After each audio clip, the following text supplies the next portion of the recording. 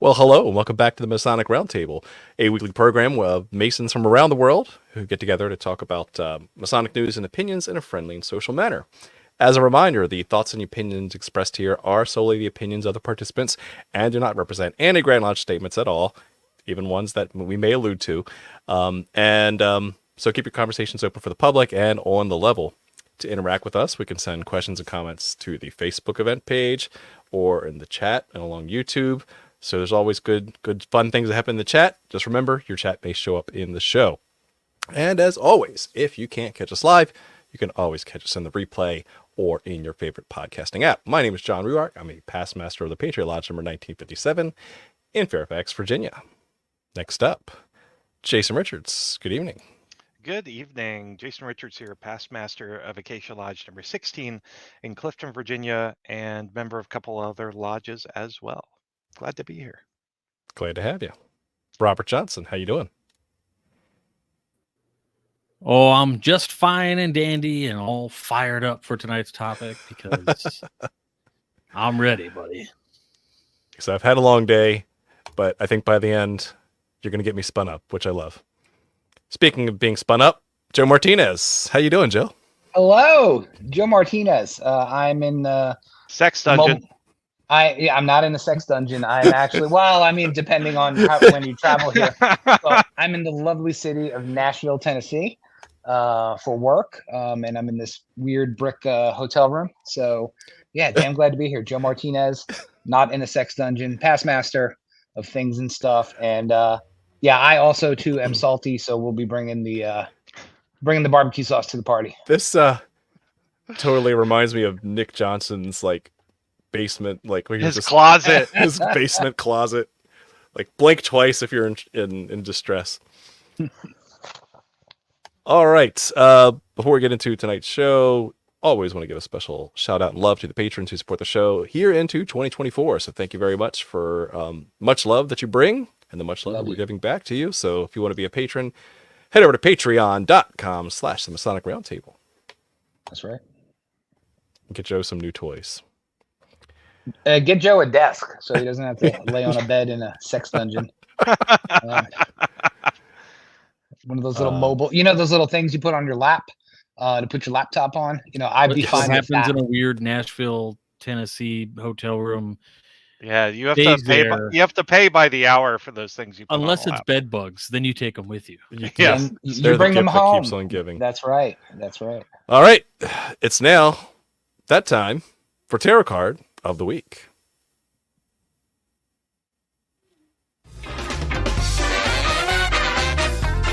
Tarot Card of the Week.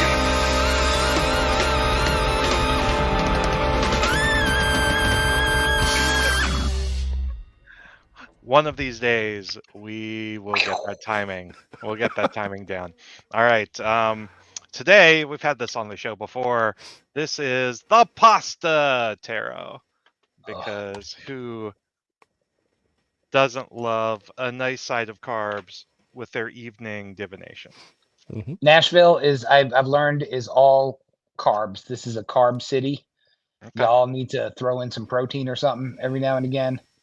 It's ridiculous. I am swollen and tired, but glad to be here. Go run a marathon. No. Got to put my stretchy pants on. Get your Gas X. Poor Joe's bloated. All right. And our tarot card. Ooh.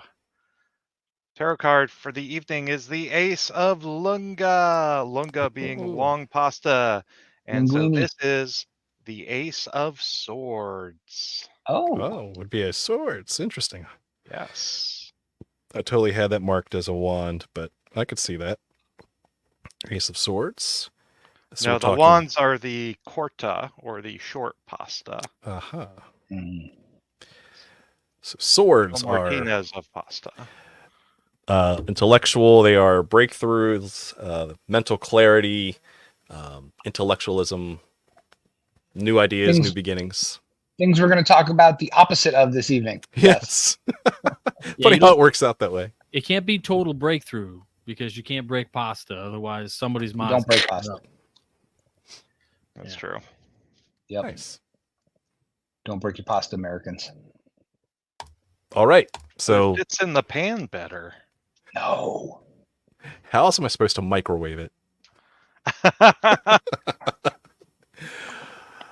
Okay, so It's talking like about making tea through the microwave.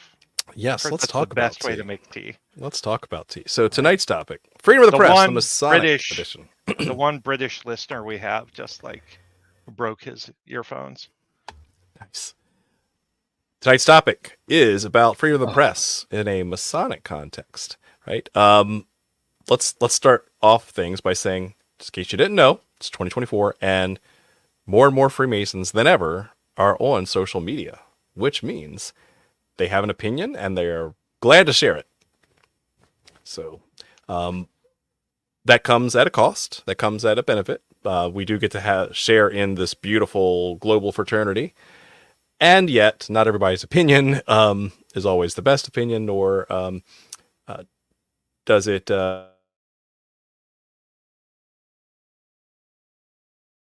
doesn't always end well. Tonight, we're also going to take the opposite side, which is that there is a benefit there of having free speech within a public forum, because we are not without fault. We are, as a large organization, you may have things that need to be shared. And so more than ever, we also have the opportunity to share more information, still keeping our obligations, but really sticking to facts and getting the truth out there. So we'll pull that thread a little bit as we go. Joe? No, I mean let's set the guardrails here. I mean, I think number one, I'm very excited about this show tonight, even though we're going to talk about some things that are potentially scathing, right, to certain people. But we have to set the guardrails here, and you've kind of touched on it, John. Sure. Where we all keep in mind that we have to, as Jason likes to say, remember our oaths and our obligations. And No. remember Good your catch, oaths. Jason. But there's really nothing in anybody's Masonic obligation that says you have to do things like allow brothers to be hurt physically and emotionally, to set up places of power and positions of power where you're free from the democratic process. There's nothing, people like to always throw that, well, remember your obligation. If there's bad stuff happening, there's nothing in your obligation that says you're not allowed to talk about it or do something about it or be a force of change. But the secrets of Freemasonry extend to Grand Lodge dirty laundry, Joe. No, they don't. That's right. That's what we have to. Good catch. That's what we have to define here, right? It's not so. Just because you're a Mason doesn't mean you can do not nice things and get away with it, and throw out the whole obligation argument. That means nothing, And it's a flaccid way to throw out the obligation argument. I just wanted to get the word flaccid in there once, but no, and we're not going to talk about any specific place or people or anything, but we're just going to talk about the things that we as social human beings that now have platforms to connect to one another, where I can talk to Robert, even though he lives very far away from me, or I can see Jason all the time without being a next door neighbor. This is the world we live in now, and we got to deal with it. Oh, it's a world we've been living in for quite some time. But to foot stomp that, the intent of this show is to have a philosophical argument, not to like throw mud. Right. So first up for the mud throwing. I do want to set the stage. Oh man, though, too. We just lost half our viewership. Oh no! This is going to be so juicy. All three of them. I wanted to add though that like having information get leaked out there that is really nothing new to the fraternity, right? So I think I remember back in the early 2000s, there was a website called MasonicLeaks.com. And there were people that were anonymously, not unlike WikiLeaks, posting information that they had or copies of things that weren't supposed to get out. Again, nothing that violated any obligations, no secrets of Masonry got out, but something that, was probably harmful to another party, and they just wanted to expose this to say, hey, this isn't right. People need to see this, and then hopefully be a force for change, whatever that looks like. Yeah, I think also I'm seeing a lot of things in the chat over here that I see, things like they say opinions, right? And the thing about opinions is that, right? Yeah, everybody has an opinion. However, if you're really thinking about what we're talking about this evening is, the freedom of the press, free speech, whether you're, employed by an organization who is private or whatever, the whole idea is that there has to be some sort of modality for one to be able to stand up for the right thing without the fear of some kind of retribution. Now, regardless of the institution, Freemasonry, based on its moral and ethical uh, thing that it's supposed to have, right, is not immune to this, right? Otherwise, we wouldn't have things like anonymous reporting of what happens in Grand Lodges as to for that person who had to report it to avoid being catching some kind of a consequence like being removed from office or being brought up on Expelled. Masonic charges or being expelled, right? And the thing is it's very, and you can ask many, many, many people this today. Grandmasters in the United States, overwhelmingly, I don't care who the grandmaster is, like I'm going to lump them all in with this. On average, there are more expulsions that happen than investigations where a brother continues his membership after he's been accused of something. So, like willy-nilly, there's a lot of expulsions that just get handed out all the time, and for weird things that shouldn't happen for. And I think a lot of that comes back to, that guy doesn't stand for this, or he spilled the beans on this, or whatever the case have you.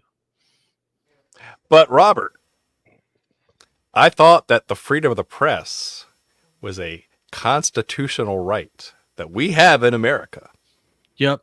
So as a district deputy grand master, I was told after posting a Facebook meme, which was in line with the Grand Lodge position, I was just joking that we failed to get something passed. I was told to take it down, and I was told, you have free speech as an American, but as a Grand Lodge officer, you don't.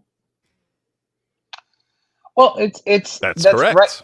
That's a super interesting dynamic, right? I was a employee of the Grand Lodge, right? I mean, so I was like, all right, fine. So I took it down.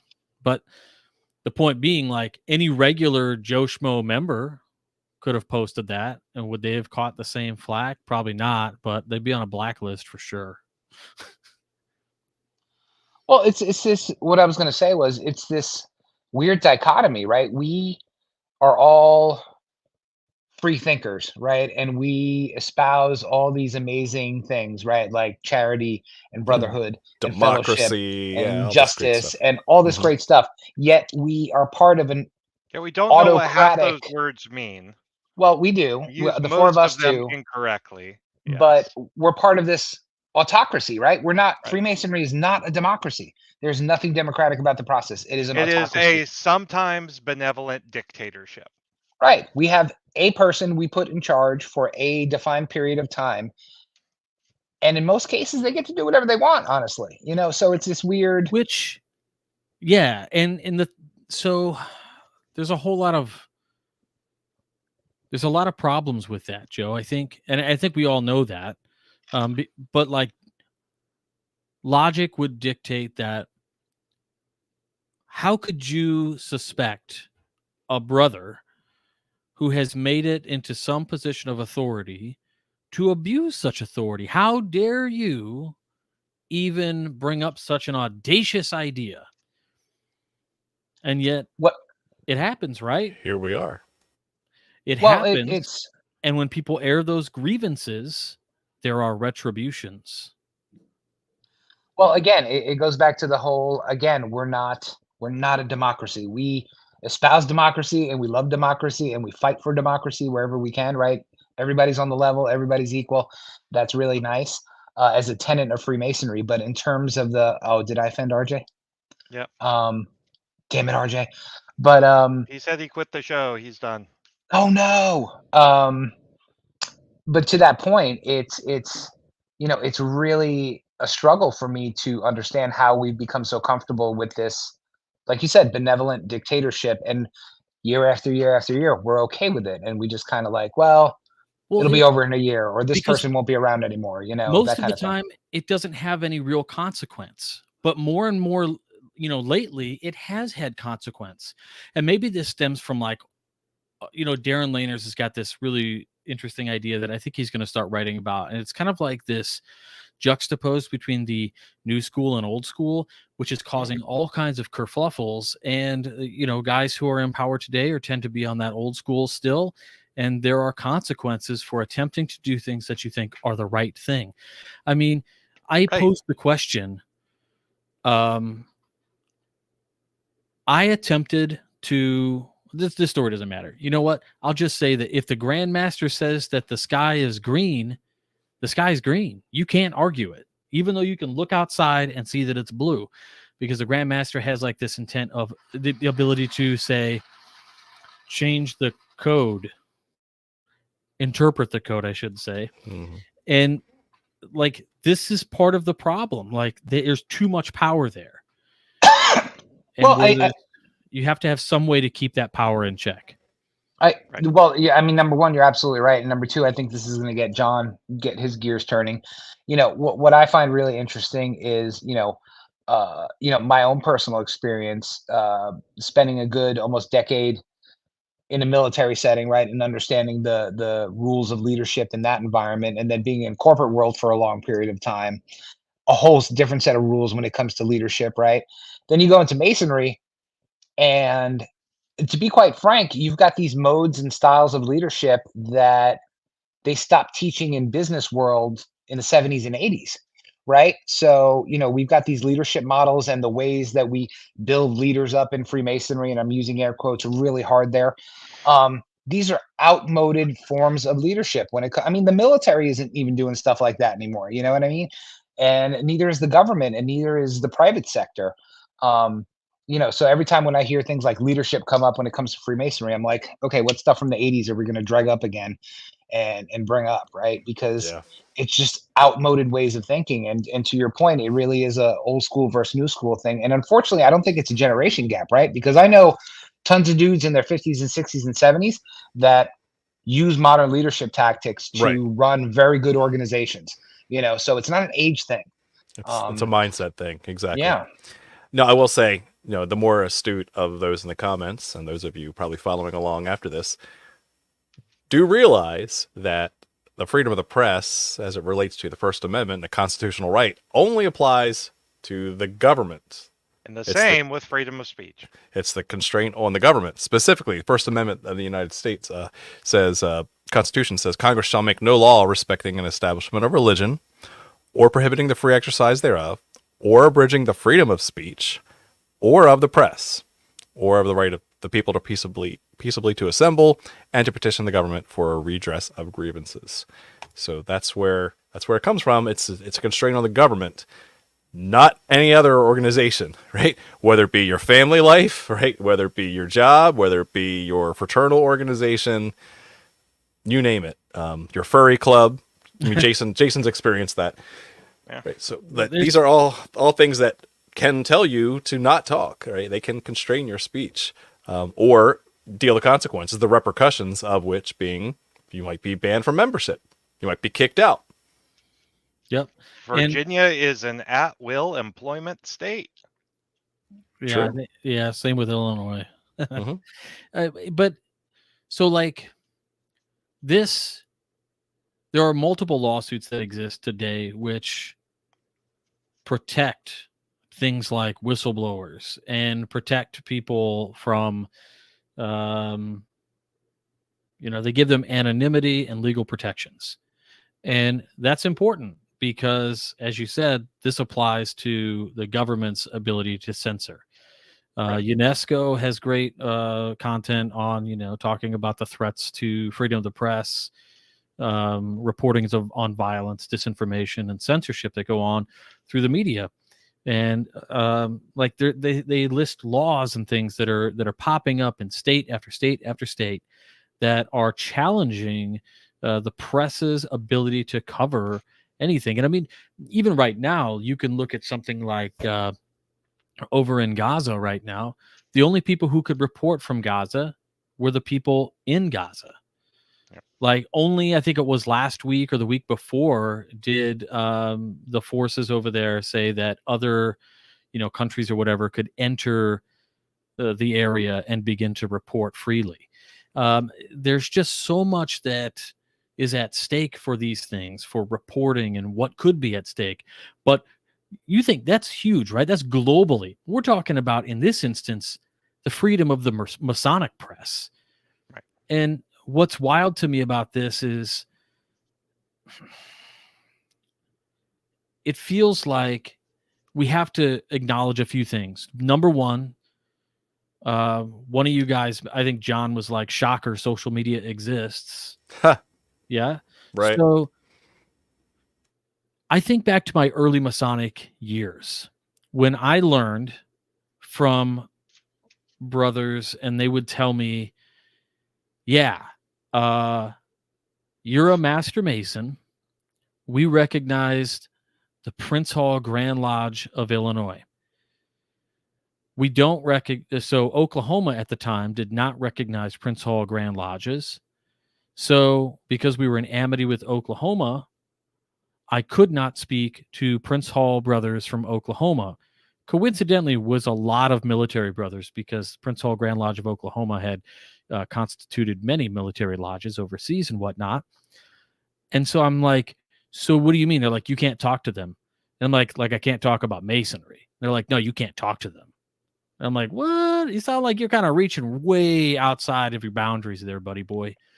And so there's like these expectations of like our inability to even communicate with just a regular bro from another state to talk about what's happening, which doesn't seem to matter. But the second those things get put on Facebook, oh, look out, the people are talking.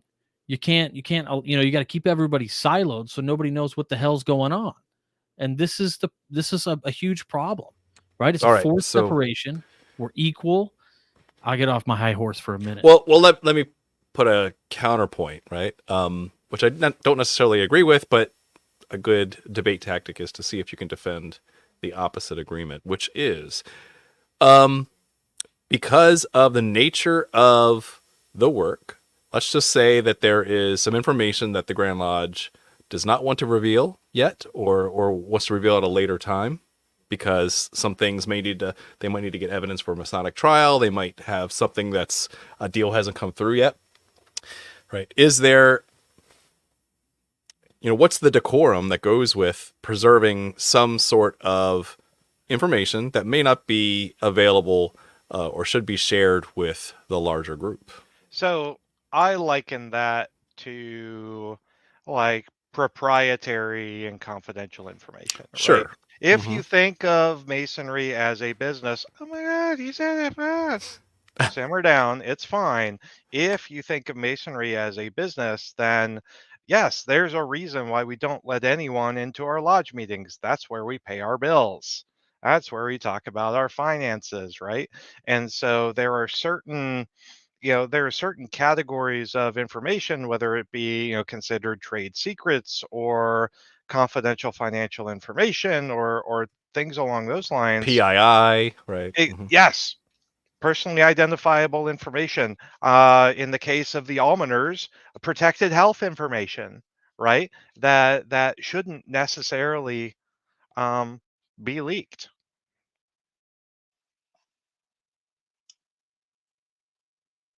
Yes. So I think you touched on all the important ones. I think if we're arguing this side of the conversation too, I mean, we do have to contend with the fact that, and we've said it multiple times, Freemasonry is a private organization, right? It's not a secret society. It's a society with secrets, right? Another bumper sticker line for you there. But to your point, there is, I think we need to distinguish between the work, like John said, and the administration of the organization, right? They're two separate things, right? So which part of that should be behind closed doors and not make it its way to the public, and which part is okay. So Yeah. I mean, I think it goes without saying. I mean, like where you're coming from, or exact like the second we propose the idea that transparency is the way to be, like if I was going to say that online, I just say flat out, the first thing people do is they say no way, and they cite exactly what you're talking about.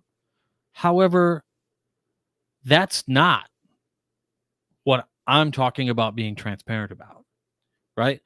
In this, and even when you tell them that, it doesn't stop them from injecting that same sort of argument to problems of abusive administrative leadership, right? Right. You can't do that because whatever, right? And the problem still, it's like, dude, this isn't North Korea. So, I'm not gonna say that if I witness some Mason abusing a kid at a children's home that is a Masonic children's home, I'm going to say something. Right. And I'm not going to be Right. quiet about it either. Mhm. I don't really care who knows, because it's public record. Or it's like all of those kinds of But things. Robert, think of this brother's family. Like, we don't want to. Well, I mean, come on. hey, look, man, I we don't care. are. That was sarcasm. Exactly. Yeah, I know. Everybody know that was sarcasm. Yes. Yeah. Okay. But like a great example of something that happened even recently. This isn't masonry, right? But NPR's local station WBEZ here in Chicago did an independent investigation relating to charges of sexual harassment against underage and of age women working for the Chicago Park District as lifeguards. Decades of abuse amongst their lifeguards. They had made the complaints. They pushed them up the ladder, and nothing happened until the public knew about it.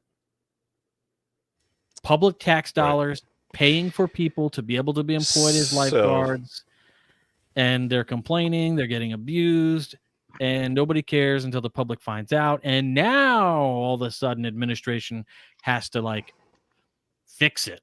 Before you get to that, Joe, right? I think you bring up a good point. This just proves this is one of many examples of where having some transparency or bringing the issue to light, right, can actually institute the change that hasn't happened through normal channels, official channels. But you have to be wary of the court of public opinion. Oh yeah, because court of public opinion is not always right. Mm-hmm. All right, Joe. Yeah, so I wanted to circle the wagons back to so Zach writes, I will keep a Master Mason's secrets as my own. If the Grand Lodge swears you to secrecy for OPSEC purposes, then that is part of your Master Mason's oath. Nope. I'm sorry. I absolutely wholeheartedly disagree with that. And I just want to pull this. I saw this, and I think it's coming from a good place, I feel like. Sure. But I gotta pick apart this a little bit. So, the things that you keep as a secret as a Master Mason, they're somewhat defined, right? And it doesn't include acting in a bad way towards another brother, doing something that skirts the legal limits of right doing. Mm-hmm. And I can't think of a single operational security purpose where it would be okay to let those things slide, right? If people are committing wrongdoing and it's wrong, your obligation doesn't protect you from that, right? Nor should it. And I think, again, we're getting back to the whole purpose of this show this week, is that we live in a very social and connected world. As much as people don't want to argue that point, it's 2024. Well, I don't want anyone knowing what's going on in my jurisdiction. I just want you to know that, Joe. Well, what happens in okay. Virginia stays in Virginia. Well, We listen, don't there want are that Grand shared. Lodges that want to pull back on that a little bit, right? Like you're Sure. seeing, it's interesting. You're seeing jurisdictions on social media. They're either they don't care or they don't know what's going on, right? Because people are not on social media, or the people that are on social media, they live in their own little echo chamber, right? Where they're all saying the same things to each other, but the right people aren't getting to hear that, or they hear it from second or third hand sources, which I suspect is happening quite a bit. And then you have ones that are seeing what's happening on social media and they're pulling back and like, well, we need to stop socializing on social media and, just put our calendar up and stuff like that. And that's what social media is for now, to tell us I where the next crab roast is. Yes. we were at a leadership. I was not. Let me not say that. Not we. A good friend of mine was at a leadership conference for his district, and it was mandated that he go to this thing. And so he went, and Brother B.M. was leading this. Bowel movement. No. Yeah, I can't say his name. I just say B.M. This doesn't stand for bowel movement and is not a placeholder for how I feel about the individual. This particular brother stated something like, the secrecy of a master mason and how far does it extend and into what circumstances, right? And this guy stood up and he said flat out, if a brother is cheating on his wife, keep it a secret. If he's going to kill his wife, tell the cops. And while I was like, that is like almost literal to what our particular obligation says regarding murder and treason. However, yeah, no, I don't want that kind of a man in my fraternity. So, Right. Yeah. I mean, Yeah. I'm Good- probably well said. just going to be like, hey, man, I'll whisper good counsel and I'll be like, listen, I can't support you in this. And, of course, whisper the good counsel. Yeah, I'm not just going to go calling up his wife and causing a storm for this guy. No, Yeah. whisper the good counsel. See it, give them an opportunity to do the right thing. And then, take a step back and let the chips fall where they may. But like, it's those kinds of examples, right? Bad examples. And it's like, we're almost enabling bad behavior. Well, there you go. So one counter argument to that is what you have there in your lower third there is transparency, right? That you could be a proponent for transparency in most dealings, right? We have a communications problem even for the good things we want to share up and down the chain of command of Masonry. But imagine if, with certain guardrails in place, we actually had a very transparent administration, such that for everything except things that were in the ritual that were actual secrets of Masonry, and things that were, like we talked about earlier, PII, health, those types of information, or like things that are related to, as I call them, the red rules, safety and law. So in other words, that can get someone hurt or get someone in jail. All of those aside, those should be kept private and secret.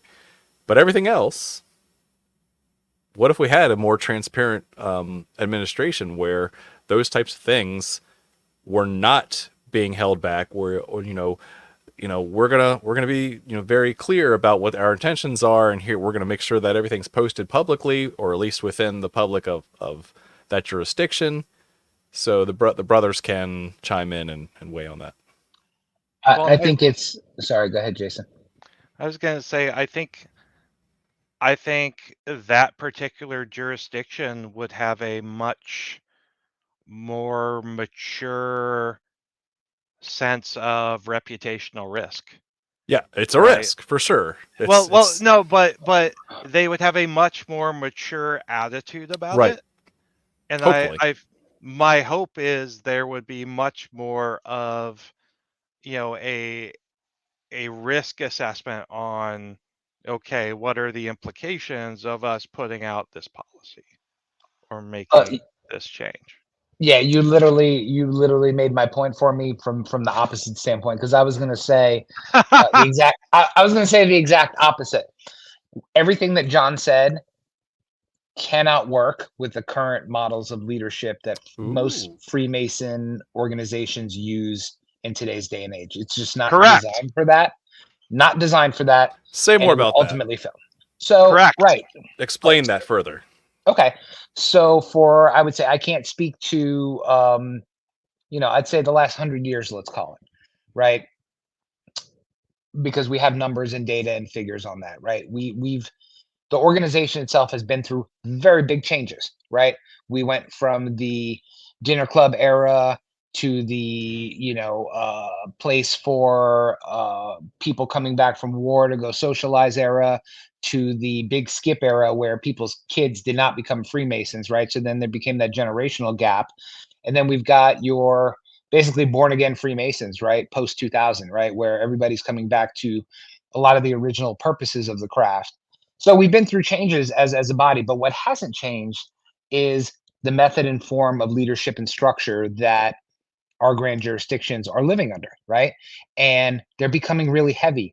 And the pillars, i.e., the membership, is not designed, as it's dwindling and dwindling and shrinking and refining, as like some people like to call it. It's not designed to carry that weight anymore, right? So you've just got overarching autocracy for a smaller and dwindling population, and it's not going to sustain itself anymore, right? But that same group of autocratic folks, right, the people in the inner circle, they don't want transparency because they haven't had it and they've not seen anything like it in a century. So And they they're like not being just able to do anything they want in their year. sure, Yeah. absolutely. Yes, it's good to be king. Yeah. Well, you know what Good to be happens when something so silly and egregious happens within a grand jurisdiction, that all of in a sudden we have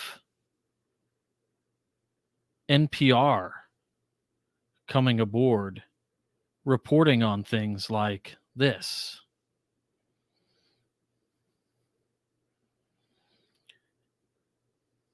And Like, you guys see it or no? yep. Right? And so this is the kind of negative press that happens. And yet, do you know what happened because of this? Where 5 jurisdictions wrote letters condemning those jurisdictions, allowing those jurisdictions, their constituencies, to know that we stand behind you as a good man. Outside of your jurisdiction, right? Yep. Mhm. Full stop. And you can come play in our sandbox all day. And so this is the kind of idea of something that I'm absolutely positive a Grand Lodge would have loved to stay, keep Yeah, the roof were on the it not table. for that, what would have been the alternative scenario, right? Well, Yeah. I'm stuck where I'm at. I don't know about my options that are available. I don't know how other jurisdictions do it because we all talk about provincial masonry.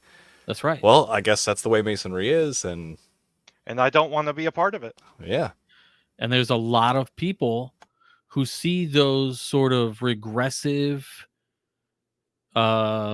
anti-human policies Mhm. and say to themselves, that's an organization that doesn't even need to exist anymore. and what And the that hurts. membership dwindling is speaking for itself. what chaps my butt really hard about what you just said, Robert, was Was that we bed were you're sitting on? literally, this bed is terrible, by the way. This is not a comfortable place to be. No, honestly, what you just said that really drives me batshit, sorry, is we're literally the organization that started a nation based on human rights and based on human freedoms and based on equality for all. And in some jurisdictions, we do the exact opposite. That makes my hair fall out. So, and I have none left. So, I mean, You what still got happened some to on the us? back. I witnessed a On the stray shoulders. hair from your goatee just kind of flutter away. It just the gray one, the one gray one. That's Yeah. right. Yeah, I mean, and I'll be the kind of weird. So right now, at any given point in Masonry, if you are as involved as some of us are on a national level, meaning you're a member in different jurisdictions, you talk to members daily from different jurisdictions, you've got a group chat with, the top 10, your favorite Mason buddies in different, areas or whatever of the country, you're all talking about all of the crazy things that are happening at any given moment. And these guys are your advocates. They keep you from going insane. And of course, being connected to a lot of these people, you guys have all seen, and I mean, you guys online watching just as much as anybody else who's on this show, see the crazy stuff going on right now. I mean, we won't get into any names or anything, but Texas Facebook page is crazy. The Northern jurisdiction stuff is crazy from Hodap's blog. I mean, things right now there's a whole lot of reporting going on. A little jurisdiction right to my east may or may not be going crazy. I can neither confirm nor deny. It's just crazy. Yeah. And I think if members don't know what's happening in the jurisdictions around them, I think that's like terrible. Yeah. All right, so let's pull that thread, and let's say that you do have a member who does have inside information, who is willing to expose some things that are just not fair deals, not square deals, not things that are really not unmasonic, but at least unfair and unbrotherly at a minimum, and then of course, possibly legal at maximum. I think it's worth noting too that you're going to have divisive splits in the fraternity, where you may have people who are going to support those who are being protected. Hey, that information shouldn't be out. We're not ready for that. Let's not talk about that. And you're going to have another half that's going to say, yes, bring on more tea, bring on more information, because this information needs to get out there, and let the cards fall where they lay, right? That if it's really meant to be, then it's meant to be. And then we need this information to make better informed decisions. But also realize the exposer is taking a huge risk, right? Oh, because 100%. There's nothing that at the stroke of a pen, Grandmaster couldn't say, you're expelled. You're gone, bro. Later. See ya. But that's kind of like, that was like the Bob Lazar excuse from back in the early 90s, late 80s, when Bob Lazar was like, I got to go public about what I know about Area 51. Otherwise, I'm going to be taken care of. Right. So in this same instance, I know there are brothers out there who have, quote unquote, spilled tea as an insurance policy. Right. Because then everybody would know, like, hey, he said some things. Those things were shown to be accurate and well-founded. And now I know things about X number of brothers, whether in leadership or not, that prove them to be not good men. And for us in the fraternity, that's not a good spot to be, fellas. No. So now the constituency is looking at people who might have climbed some ladder. Maybe they had all the best, well intentions. What's the saying, right? The best road to intentions was, I don't know. The road to hell is paved with good intentions. Of course. Yeah. And it happens that way sometimes. Yeah. It's not, I'm sure it's not every white collar thief's intent to become an embezzler. It just kind of happened. Pennies turned into dollars. Sometimes my wife brings home 3 pens from work because they're stuffed in her hair. Then she's got to return. I tripped and fell into a suitcase full of money. Office space. Fractions of a penny. Fractions of a penny. Oh, I got the decimal point wrong. So I think ultimately you're never going to stop people from talking. But through all of this, I think something, John, you've been bringing us back to, and Jason, with your commentary on government stuff as well, like, we're not free from the consequences. Right. Bingo. Exactly. 100%. Yes, that's it. Yeah, say whatever you want. You're just going to be held accountable for what you say, Mhm. correctly or incorrectly. Right. Right.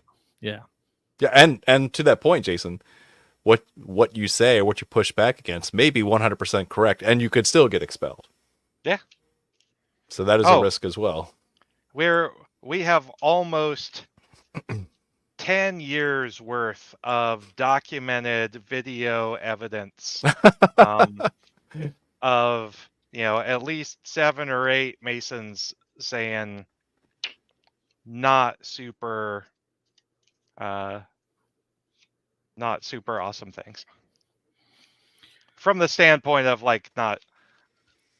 Hey, all we've I ever don't know where- done Speak is truth to call it power. like it is. So, Yes. if you got a problem with somebody telling the truth, oh man, I seem to remember so many political posts on Facebook in the last few years misquoting Carl Sagan that if it can be destroyed by truth, it deserves to be destroyed by the truth. So Carl Sagan didn't say that, but people love saying that anyway. And I find that kind of a great saying. And you know what? Even if it's Freemasonry, because I think truth is nothing more important than that. And ultimately, if you're a warrior for truth and you're putting it out there, what did Chris say in his blog? Sometimes like something about being a martyr. And I don't know. Go read Hodap's blog. It's awesome. Yeah. I mean, there was a reason why we did Masonic news as a segment on the show for the first several years. Until it got too hot. And spicy. Then, yeah, it's going to be spicy. The reason why the first week we were like, okay, for episode 100, we're going to do racism. And then 2 years later, episode 100 happened and it was a panel on racism in the craft, right? Yeah. Because that doesn't happen. No. Freedom of the press, not freedom from the press. Right. Yep. All right. So, given that context, we've covered a wide area here, but I think we made several points. Yes, we're not going to call any jurisdictions or people out in particular, but hopefully you see examples of this, either in your jurisdiction or in other jurisdictions. Hopefully you don't see examples of this, right? Yeah, that's fair. I was thinking of at least bringing things to light that need to be brought to light. That's fair. That's where I was going with that, right? Hopefully it's already out there, but if not, those things that need to be exposed can get exposed. In the concept of Robert's transparency vision. So let's go around for final thoughts, and we'll start with Jason. And I guess the question of the day is, let's see, with regard to freedom of speech, freedom of the press, what's the balance that needs to be considered between? Go ahead. You're going to say? Nope. Go ahead. Finish your question. Okay. What's the balance that needs to be considered between something that should be exposed or should remain private? Go for it. I'm going to give you the ultimate consulting answer. It depends. It depends. For me, the boundary really is. Oh, Stop man. shuffling cards. You can hear that? Yes. Okay. The boundary for me is when brethren or potential brothers are actively being harmed. Physically, emotionally.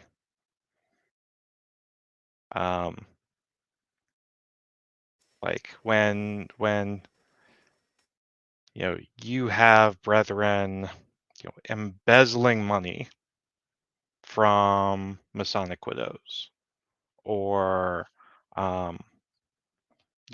you have good men who are being, held in limbo in lodge membership because of the color of their skin.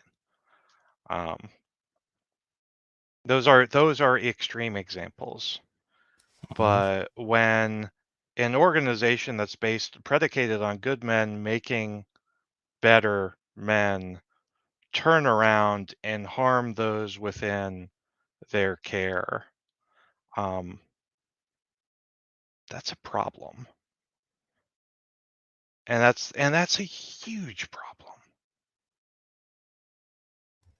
It's the ultimate betrayal of our aim. And for me, that really becomes an issue. Fair enough. Good call. Let's see, Joe. Where's the balance? Wow, you called me before Robert. I'm shocked. Well, here's the rub. I don't think there can be a balance the way that our fraternity is structured right now. I don't think there can be.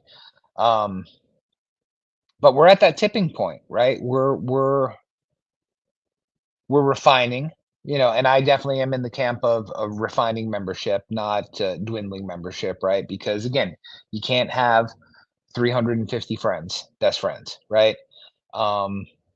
And I think we're starting to see the effects of more masonry happening at the local level and being a force of change within its jurisdictions. I think that's starting to happen now. I think we probably got about another 10 years before it really hits the tipping point,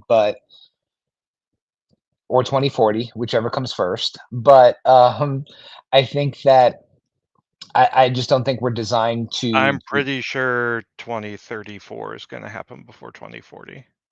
What happens in 2034? 10 years. Math. Oh yeah, okay. Math. Okay. Go back to consulting or something. So no, I think that, like I said, You owe me $500 for this 5 minutes of work. Be the change. No, I think that you can pay me in change. He's interrupting again. Yeah. So everything that I said is yes, and Jason has totally taken me off my point. So, but yeah, yeah. If you're doing really bad crap, you should get called out on it. It doesn't matter who you are, what color apron you have. If you want to go back to we take good men and make them better, then be a good man. Don't be a scumbag, and things will work out fine, and we won't complain about you. And peace and love, peace and love. Good call. All right, Robert, where's the balance? I'm gonna put the balance in the if you draw a line in the sand, like on one side you're good and the other side you're a scumbag. I think that's it. No, I think what Wheaton's law. Nice. yeah. What Jason and Joe have both said ring very true for me.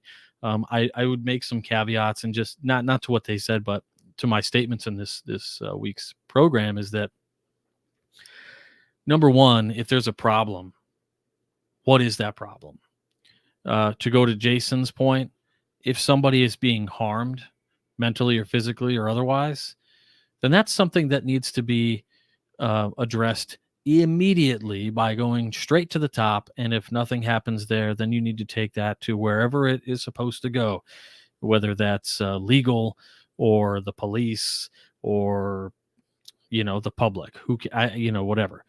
But I would say that number one, of course, we want to sort of solve things in-house. So we want to whisper the council. We want to run it up the chain if nothing changes. And if nothing happens, right, then exposing content to like a wider scope of people within or without an organization is, at least in my mind, this sort of last resort, which is not limited to, say, contacting the actual press, sending something to a newspaper anonymously, or putting something out there in the public sphere or the private public sphere, somewhere like a Facebook group. But ultimately, I think the line comes down to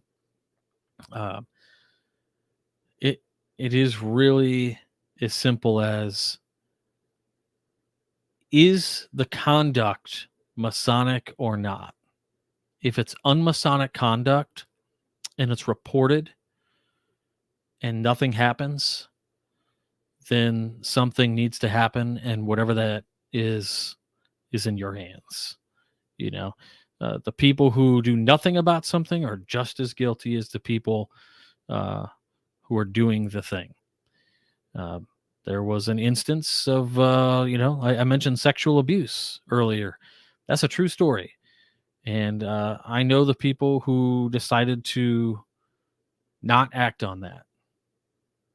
And in my mind, they're guilty individuals. Wow. Yep. Still great and powerful Oz's. So, yeah. What did somebody say? Be the change earlier? Yeah, do that. Hey, embezzling from a Masonic widow. Jesus. That happens. I'm sure we have a few other examples here, but Yeah. So again, we're not without fault, but the whole point is to get a little bit better. So, yeah, good call. Let's not end on a low note though. Let me bring it in and say, okay, part of my job is like change management, and so you've heard me allude to these things that are red rules or blue rules, right? So if you're making big changes, you're trying to disrupt an organization. You want to consider what are those things that are red rules, things that are affect health, safety, and like law, right? Again, if someone's either going to get hurt or someone's going to go to jail. And then those are things that you really shouldn't touch and push up against, right? Those are things that you have to protect. Things, again, like PII and that kind of information as well. Obviously, we have the secrets of Freemasonry. Let's keep those guarded as well. And then yet you have the blue rules. It's everything else, right? That's all these other policies, ways of doing things, hierarchies, protocols, things that could be up for reevaluation, to change and push back on and to fight against. But what I think we're really talking about, and I think RJ alluded to it earlier, it may have been Joe, which is it's really, at this point in the game, a different leadership style than what was traditional administrative Freemasonry. That when you focus on being transparent, when you focus on starting with the truth, when you take the leadership style of I may not have all the answers, but I'm going to share what I have and what I can share, and be transparent, then I think you'll get much more trust. You'll get much more institutional support if you are upfront about it. And so I think part of what we've got to today is where, as was mentioned earlier, most of the by Masonic law structure that we have in place prohibits the amount of radical transparency that a lot of people who are familiar with good leadership practices, I'm not even going to say new Masons or young Masons or anything like that, just again, people with common sense that know that we're shifting away from the knowledge is power type of leadership style to a sharing is caring, right? It's a need to share versus need to know. And so if we can focus on that and help institute that change, then we won't need to worry about MasonicLeaks.com. We won't need to worry about whistleblowers. We can actually focus on doing the right thing because it's the right thing to do, not because we're in power and we want to make sure that we keep that power constrained to a select few who needs to know. So chew on that. This has been a really good show. Very nuanced way of looking at it. That's a good mic drop, John. So yeah, I appreciate that. Let's see you next week. I want to thank you all very much for watching, and keep searching for more light. Have a good night.